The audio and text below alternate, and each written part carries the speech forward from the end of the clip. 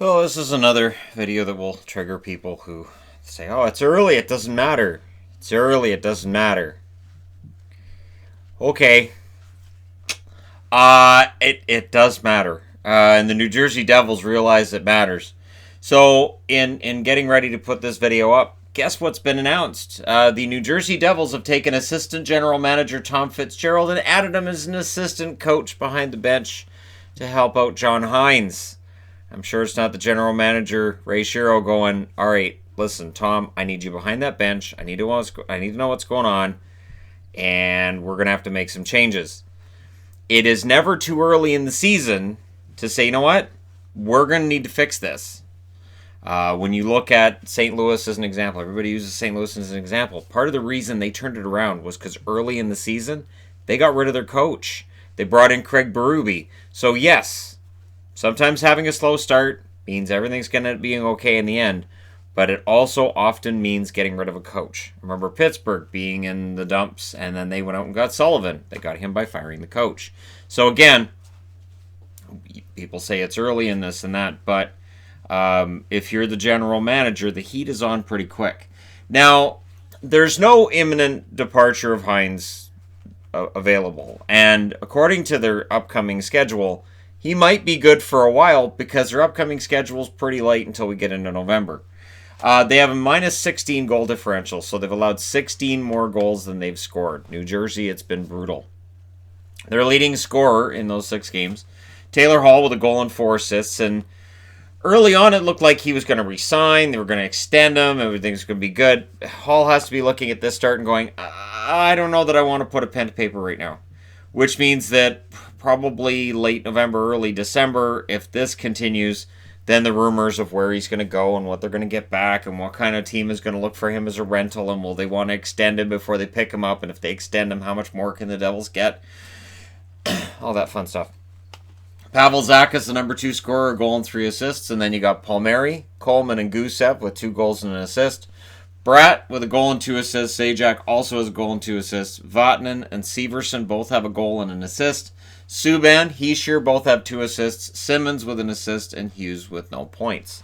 Now, among the new guys, so the check marks are for the new guys. Gusev, 2 goals and an assist. And Devils fans are upset saying he's not getting enough ice time. We'll get to that. They do have a point. Subban, 2 assists. He's getting tons of ice time. PK Subban, I've been criticized before for saying I think he's a bit overrated. I still think he's a bit overrated. You look at Nashville's early returns, and in all honesty, their blue line still looks really solid with him, without him, and without having anything really from that trade on their team. Simmons, 1 assist. I said before the season started, like he was good in Philly, not great, and then he went to Nashville and he was not very good in Nashville. And it could be, it takes some time, and maybe it's taken some time for him to gel with his line mates and teammates. But he's getting more ice time than Gusev. And that's where the problem comes in.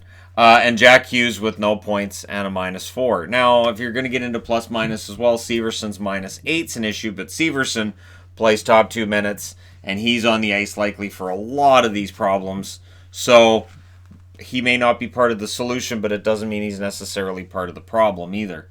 Ice time among forwards. Hall's leading the way there. This is by time. Zajac, Palmieri, Hischier, Hughes, Coleman, Zacha, Simmons, and then Gusev, who is only ahead of Bratt, Wood, and Rooney among players who are regulars in that lineup. And Jesper Bratt having that little ice time is kind of strange to me as well, because in Devils games he's been one of their better forwards that I've seen. So there is something to be said for the idea that maybe lines aren't being deployed correctly, and maybe and again, I don't want to criticize Hines, but he's been coached for 5 years. This is his 5th season. And so I don't know how much leeway you want to give. You've made the playoffs once the entire time he's been coach, and you can point to the roster last year and say, well, they probably weren't good enough, but at some point the coach is going to be the one that goes. Now, Corey Schneider has an .876 save percentage, definitely problematic. Blackwood has an .821 save percentage, also problematic. But how did we get here? October 4th, they had a 4-0 lead against Winnipeg. And then they lost that one in a shootout, 5-4. That was at home. October 5th, they lost 7-2 at Buffalo. They picked up right where they left off with that meltdown against Winnipeg that night. October 9th, they lost 4-0 at Philly. They've been shut out twice. And then October 10th, they had a 1-0 lead, they had a 2-1 lead, they had a 3-2 lead, and then they lost 4-3 in a shootout at home against Edmonton.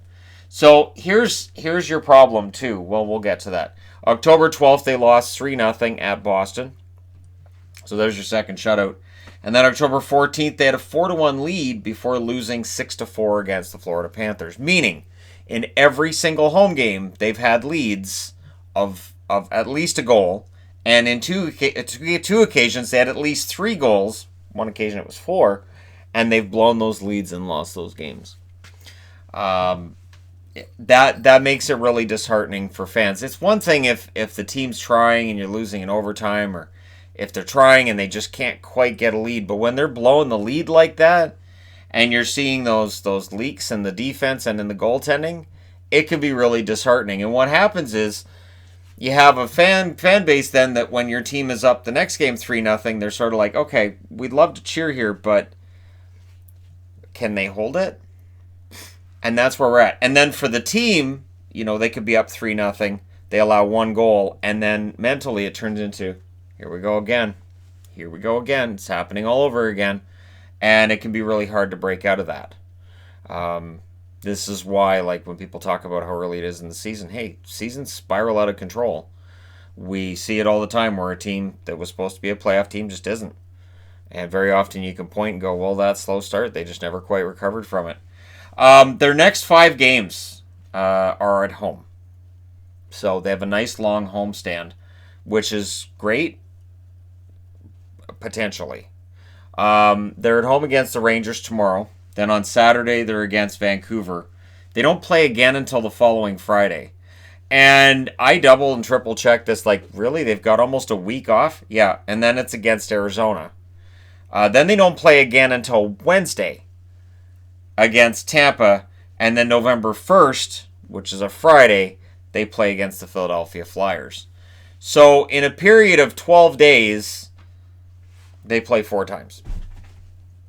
This is a schedule that I think could be, depends on how they play it. Like if they take some time and they relax and they come back fresh to the building and they're not thinking about their losing streak, but conversely, you could just be kind of moping and stewing on that because you're going to have a lot of time off to think about just how awful your season's been so far.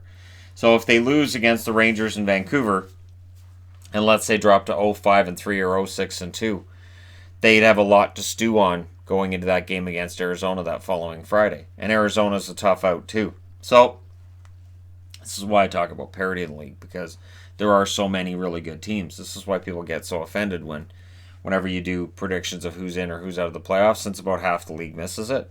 And right now, New Jersey, I don't know. I don't know how you recover from this. And again, the fact that the assistant GM is now going to be behind the bench, that tells me that publicly and maybe even privately, the GM's saying, all right, we're good. We're not worried. Everything's fine. Everything's good here. We're just okay. It's not a problem. Behind the scenes, he may very well be telling people, we've got to get this under control. They spent a lot of money on Simmons. It's $5 million. Subban is a $9 million cap hit. That's $14 million between Simmons and Subban. No goals in 6 games for those two, and 3 assists. And not really making a big positive difference. Gusev, on the other hand, he has been playing well, but he's not getting the ice time. And I can't argue with that. I can't argue that Gusev, when you watch a Devils game, shouldn't be getting at least the 4th most time on the ice. I would be fine with him being number 4, but not as low as he is. And, Hischier, who is still developing and still, he's a good kid and all, I think Gusev deserves to get more ice time than Hischier. And Hischier at this point, everybody's talking about Hughes. I don't know that Hischier's looked a lot better than Hughes. And Hughes, I'm going to let Hughes off the hook a little bit here. Yes, the no points is a problem. I don't really put it on Hughes, as odd as that sounds, because in any of the games that I've watched of New Jersey's, and any parts of any game that I've watched of theirs, I don't think he's been the problem. He's not hitting the net, and he is definitely snake bit. That now that he's starting to get shots, he's driving to the net, he's getting more confident. Posts are the bane of his existence right now. I do think that once he gets that first goal, once he gets that first few points on the board, he'll settle down, and I think you'll see his numbers get better. He's not the first number one draft pick who's committed to the league and struggled. I famously remember Owen Nolan coming in and putting up, I believe it was 3 goals as a rookie, and a lot of people saying, this guy's a bum, he can't do it.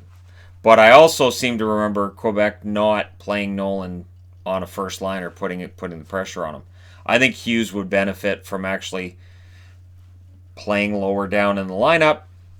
I don't want to say fourth line, but maybe just let him play 10 minutes a night for 3 or 4 games, and just let him, have that time to watch the game and put other players on the ice, like, I don't know, Gusev. It's a crazy thought, I know, but since Gusev has 2 goals and an assist while not playing optimal minutes, that tells you that his points per minute on the ice, pretty good. Points per 60 minutes is what they track. I didn't put that up here because I didn't think at this stage it was necessary.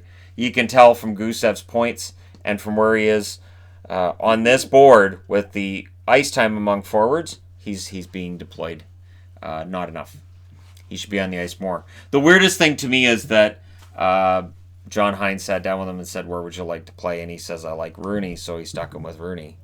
That seems really, really weird. Pavel Bure in Vancouver, his best friend was Gino Ojic. They very rarely played together. Best friend forever, but it's not like the connection. Okay, well, so Gino's stuck with him for the rest. No, that's not. You don't. You can ask somebody who you like, but in the end, as the coach, you gotta say, you know what, here's where you work best. So Hines is going to have a decent length of rope, I would think, with which he can pull the Devils out of this, or he can hang himself. It's going to be one or the other. And I think this homestand's going to decide it. If on November 1st, after that Philly game, if they've only won 2, if they win 2 of their next 5, I would think that might be it where Hines may very well find himself on his way out. But again, it's really unpredictable. It is still the first month of the season. They kind of need to go on a winning streak now. And with their opponents coming up, you know what? Tampa Bay can be looked at and called a Stanley Cup contender. The other 4 teams aren't. So again, for New Jersey, if they can pick themselves up, they could win 4 of the next 5. And on November 1st, we would be looking at a team that at worst would be 4-4-3. So let me know what you guys think about the fact that they have a 2.17 goals for per game versus a 4.5 goals against. Their power play is batting at 0. Their penalty kills at 57.1. Their shots for per game, 27.8. It's not bad. Their shots against, 31.3. That's too high. So let me know what you guys think about those numbers and about the Devils start in general, and what you guys think needs to change in the comment section below. As always, don't forget to hit like and subscribe if you're browsing your way through. You're just tapping upon this video. Thank you guys so much for all your support. I will talk to you again soon. Oh, and this video is brought to you by CM Friedman, supporter of this channel on Patreon. There you go. Thank you guys so much for watching. I will talk to you again soon.